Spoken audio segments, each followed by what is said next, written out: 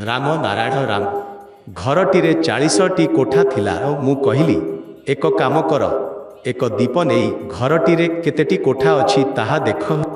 दुईटी कोठा पार्भ करिबा साथी साथी से दुईटी पाउ देखिला, किंतु कौनसी मनीष देखा जाई नथिला। से फेरी आसिकी कहिला, गोसाई एक वृद्धा नुआ कपड़ा पिंधिथिले ओ ओई बाती बनाउथिले ओ मु तांकर पाउ लंबा होइजिथिबा बुझी पारि नथिली। परे बुझिले, तेबे कहिले, गोसाई मु पाउठारु बहुत दूररे दांडाइथिली, तांकर पाउ बेस लंबा होई जाइछि। से चक्राई जिबा लागिले। मु कहिली, मामला अपरिपक्व अछि।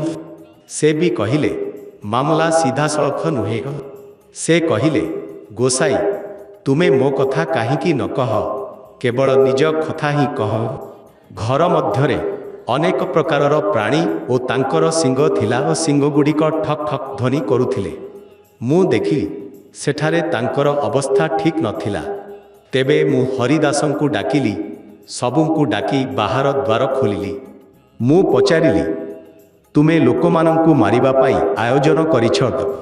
सेमाने कहिले, पाखुड़ा एठारे एपरी आयोजन शताब्दी धरी चली आसुछि। एथिपाई जिए आसे सेठिकु एही कोठा दिया जाए। तुमे आसीछ, तेणु तुमको भी एही कोठा दिया जाइछि। एही वृद्धा गायमानंकु मारिछि एवं सोहड़ी फकीर मानंकु भी मारिछि। से आउ किछि कहुथिले, देख एही कोठा भितरे सबु रखा जाइछि ओ देखिन केबे की हेब की जानी नाही। तेबे से मोते पचारिले, एही किछि अछि? मु कहिली, एबे नाही। एहा सबु एक प्रकारर विदेही, अर्थात देह बिना आत्मा।